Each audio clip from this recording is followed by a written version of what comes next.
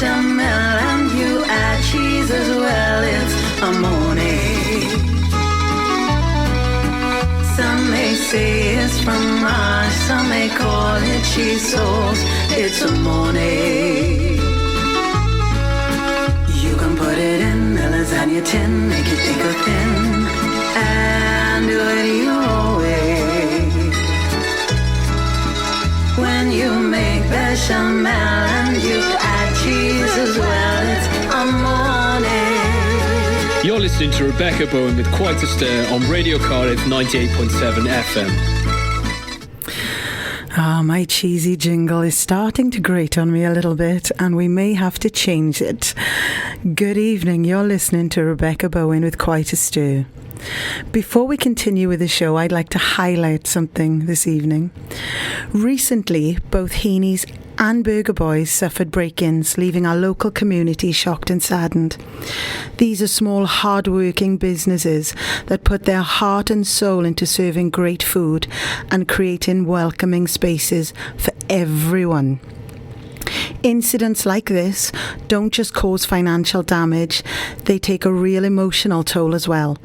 They put in long hours, greet us with a smile, and make our town such a great place to eat out. A break-in isn't just about the damage or the loss. It's the emotional impact, stress and worry. We want these independents to grow and stay. So as a community, it's important for us all to come together and show support. Stand behind our local businesses during this tough time. Let's continue to look out for one another and keep our community spirit strong. That being said, Radio Cardiff is a community radio station, and if you'd like me to organise a fundraising event to help cover the cost of the damage, I am more than happy to help. Maybe a night of entertainment for local singers. We could hold it at the Canton Liberal, £20 per ticket. The capacity holds 200. We could rope 4-act riot in. I know who's the Ishka favourite, Leighton Jones. He works for Sound Progression. You could even showcase some of those artists. I know these restaurants affected have insurance, but it sends a message that we stand together as a community. Something to think about. And speaking of community, last week when Hiraeth was on, great guys by the way, in between chats when the music played, I asked them if they mingle with other restaurants in the area. The reply was, we all tend to stay in our own bubble, but it would be great if we all got together and had a knees up. I couldn't agree more. Strength in numbers. You need to all come together and be vigilant at this time. Not only that, even the people that live close by may become targets. Form a sort of neighbourhood watch scheme. If you create bonds and friendships, you can even help each other when you're short-staffed. Create a forum maybe. I live by the Musketeer motto, all for one and one for all. And let's not forget, these restaurants are dotted around very nice houses. We've had 2 break-ins in the short space of time. What's to say these people are not going to look at these houses and think, I'm getting away with this. Let's find out when these are on holiday. Let's break in. What can we get our hands on? It's a serious thing. So I think we should all come together. Anyway, rant over onto this week's show. A big shout out to Spencer and Joelle. Thank you for sending an abundance of restaurants my way. I'm looking forward to hosting Tom Martin of Bohemian, a French-inspired bistro. Their food looks incredible. But unfortunately, our restaurant this week sadly dropped out. And they dropped out on Sunday with no time to cover. I'm on plan B, drum roll, which is tell you my journey with food and introduce myself properly. Here's our first track. Radio Cardiff, yeah, you're done now. Welcome back to the show. I'm going to tell you all my dark secrets, taking you back to Merthyr Tydfil, which was once regarded as the capital of Wales, I'll have you know. My dad's family were wholesale fruit and veg merchants, Ivor Probert and Sons. I grew up with an abundance of fresh produce and took it for granted. We ate with the seasons. If it wasn't in season, it wasn't on the plate. Most people in the valleys knew how to cook very well. Not Michelin-worthy or works of art, more artful dodgers doing their bit to survive. I learned how to make pastry short crust at a very young age. My mother would always make an abundance of apple pies, rhubarb tarts, quiches, fruitcakes. Amazingly, though, she doesn't measure anything or time anything, which I find bizarre. How does she know? Maybe with time gone by, maybe with the ancestors giving a helping hand. It's a mystery. In her words, we didn't have calculators back in our day, and most things were cooked on an open fire with an oven attached. No timer like an old-timer, eh? She was also a cook in the local school, and back in the day they would cook everything from scratch. Fresh turkeys were sent in at Christmas time, none of this processed nonsense. And she always talks about her time in Gloucester with her Auntie Eileen. Apparently she made the best gravy ever with the lamb chops and sliced potato. Shout out to my Mama Sita, and here's a song for you. Aside from growing up with great produce, my Auntie Julie, a model living in London, she had a flat in Maida Vale. She would take me every weekend from the age of 12 to sample the big smoke. Now, going from Merthyr to Maida Vale was a bit of a shock to the system, and I still can't decide which restaurant I loved the most. From the Mandarin Kitchen in Bayswater, where we'd pick our own lobster from the tank. Bit cruel, I know. And have crab with ginger and spring onion on a bed of crispy noodles, to sampling Japanese food for the first time, trying miso soup. I looked at this tiny cloudy bowl that resembled dirty water with bits of grass in it and thinking, huh, to falling in love with the taste immediately. It was wonderful. The Guinea Grill just off Berkeley Square is a beautiful traditional pub, and we dine with her celebrity friends. She would always recommend the menu, and I was in great hands. I can still remember the steak and baked potatoes. Perfection. Nothing quite compared to the Georgian restaurant at Harrods. We'd regularly have the Sunday lunch, although the first time I was hesitant due to not liking the usual overcooked Sunday dinner I was forced to eat as a child. In the valleys, everyone overcooks everything. I don't know if that's because of a HACCP and a fear of poisoning people, because I just don't get why people love overcooked food. It's, Julie laughed and said, "Trust me, you like this."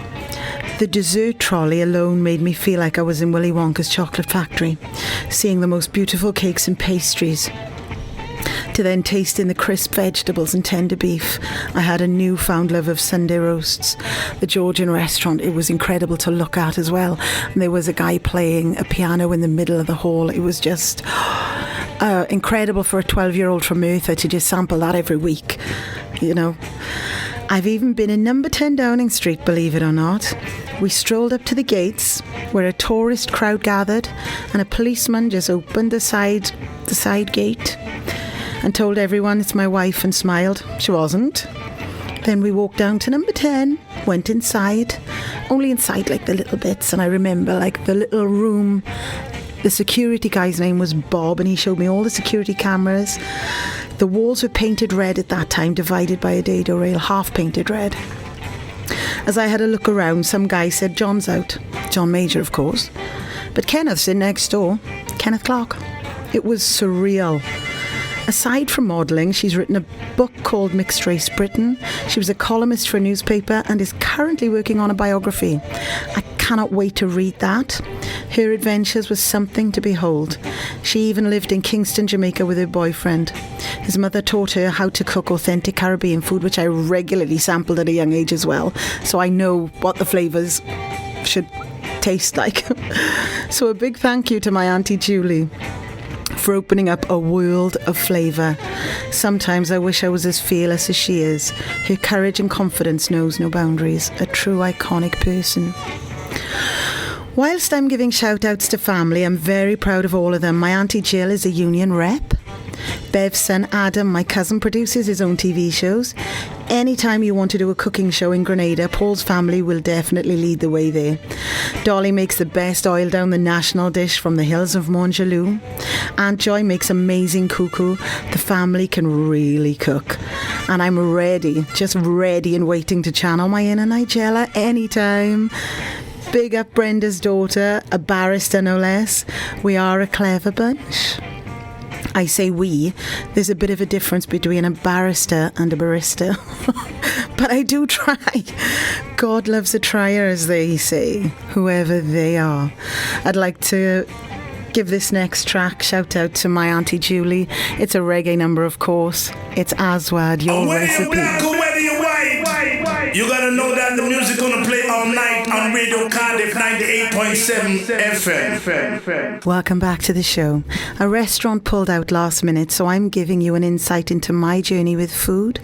So let's continue with my story.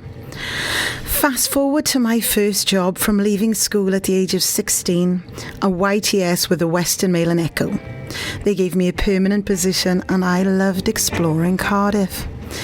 Back then, there wasn't that many great restaurants. I favoured Top Bourgijo, Tony Vendito's place. The Marriott had a buffet-style lunch at that time. Oh, it was lush. I wish they offered that again. And of course, Le Monde being the leader of the pack. Over the years as a family and with friends, our go-to restaurant was always Le Monde by night, Champers by day. And even though there's some great places to try instead now, old habits die hard. Everyone still favours Le Monde. We had my nephew's graduation there last year. We'll probably have it there again this year. Probably. We've had birthdays, we've had celebrations, many celebrations. I've even had a New Year's Eve there. There are too many fond memories, and I guess nostalgic dining is a thing. Every time we have a restaurant in here, they say, "Oh, where'd you eat?" And I say, well, only because of family celebrations over the years, it is hard to break that habit. And it's the same staff that have been there forever. And when you form that bond, it's hard to just try somewhere else, just in case it's not as nice. I'm not going to say as good, because obviously, a lot better. But as nice as the ambience, the dim lit, you can help yourself. It's very comfortable. You got to get your salad. You can have a chat and a laugh. It's just nostalgic dining. I do feel guilty to all the other restaurants when they come in and ask that, but I think that's just a reason we've had too many celebrations over the years. Whilst working the 9 to 5 at the Western Mail, my sister was living her best life singing all over the world. From Dubai, Bahrain, Abu Dhabi, the Hard Rock Cafe, she'd mingle with royalty, and I wanted a slice of the action. So I went down a musical path where I met a very tall, dark and handsome man at Imtech Studios at the age of 21. We formed a lasting bond. He is now my husband. And believe me when I tell you, there is no truer saying than a way to a man's heart is through his stomach. He fell for my cooking, hook, line and sinker long before he fell for me. When he left school at the age of 16, he trained at Barry College for 2 years with City and Guilds. Then he went on to be a baker in Tesco. He is a fantastic chef. I have to pay my respects to his late father, who passed in 2016. He very kindly taught me the basics of Grenadian cuisine, and I still think he made the most delicious food I have ever tasted in my entire life. My brother always asks the question, "What's your death row meal?"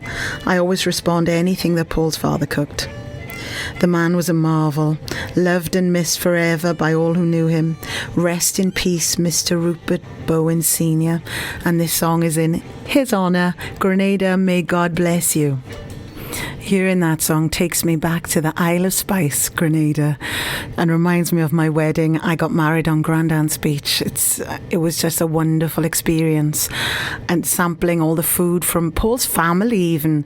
I do have a funny story to share. Is Jerry, is that your uncle? His uncle Jerry. Now his wife Dolly, she makes the best oil-down, which is the national dish.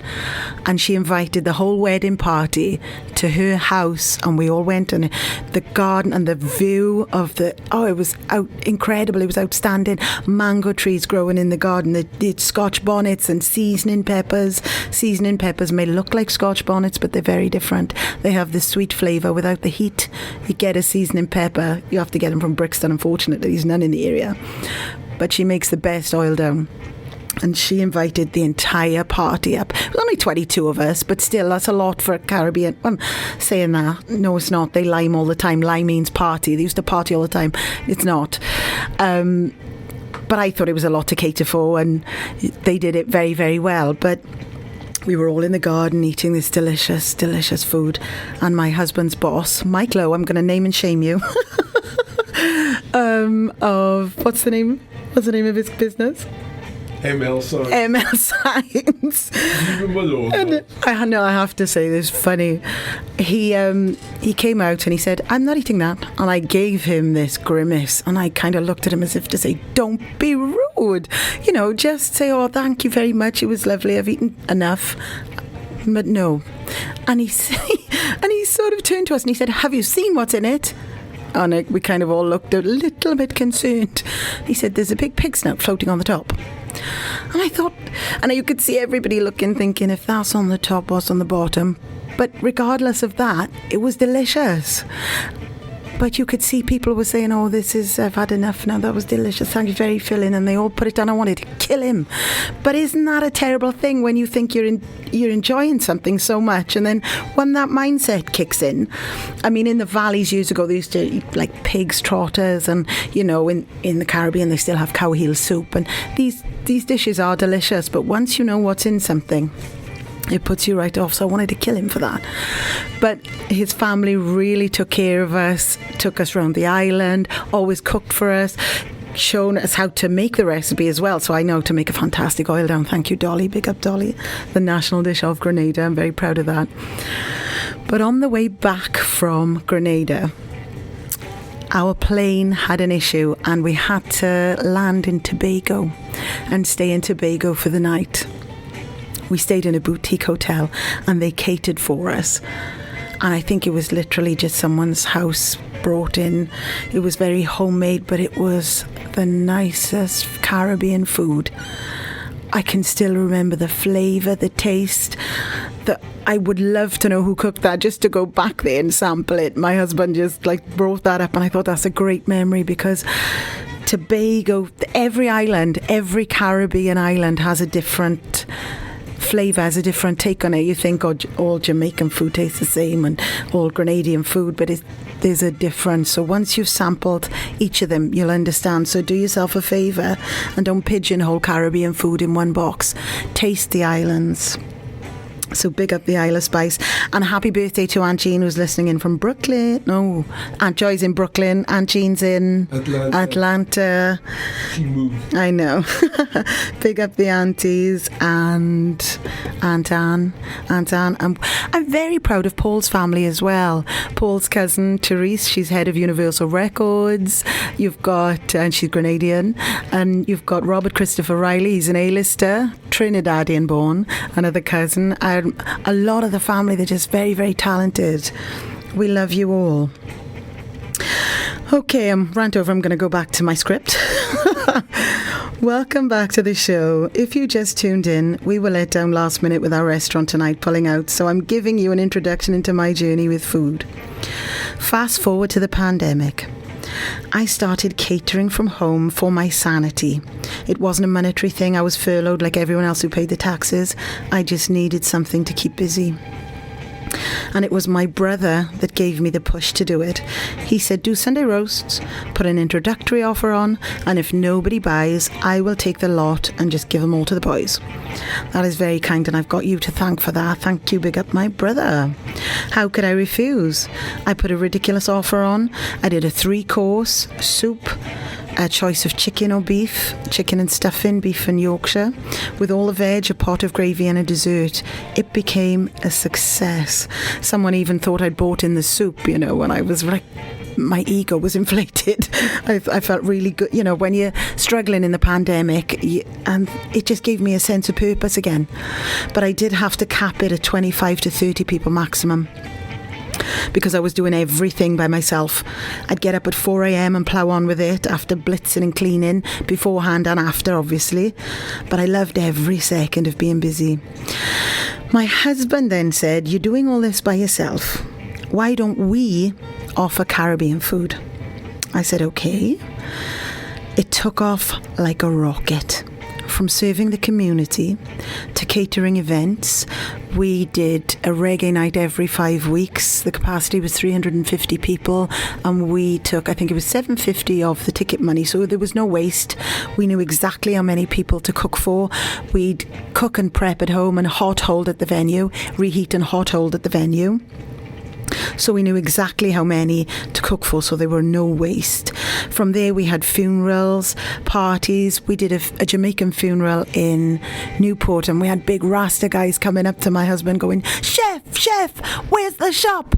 And he said, Kyra, I thought, they're going to be shocked when they come to the house. It's a house.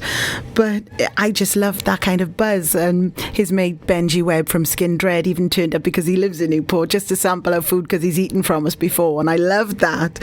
So it just goes to show we were doing something right. We even had a weekly order from a guy who'd feed all his staff. That could be construed as like corporate. We were asked to do festivals with the pitch fee waived. I couldn't believe it. We didn't get around to doing festivals because I had a lovely call from the local council asking about being a registered business. As we were chatting, they said, don't confuse us with the tax man. I thought, okay, who are you and what do you want then? The penny drops. I wasn't hygiene rated. I have always lived lawfully and became panic-stricken. I remember saying, can you charge me for this? They said, yes, but we won't. Just get your house in order.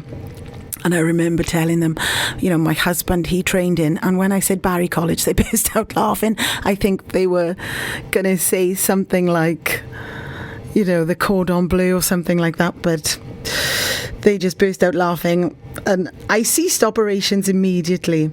I went on to a hospitality and catering course, a 12-week course run by For, a charity in Cardiff. I never expected to fall in love with being in an industrial kitchen, so I progressed to professional cookery course, which I've just completed. So that's my food journey in a nutshell. I would love some real experience of working in a proper kitchen, I'll be honest. My knife skills are rubbish. My plating skills are even worse, but I love to cook and I'm willing to learn. Who's brave enough to give me a chance? Welcome back to the show. I want to take you back to when I said we catered the Jamaican funeral. There was one dish they asked us for and we didn't do. It's called Manish water.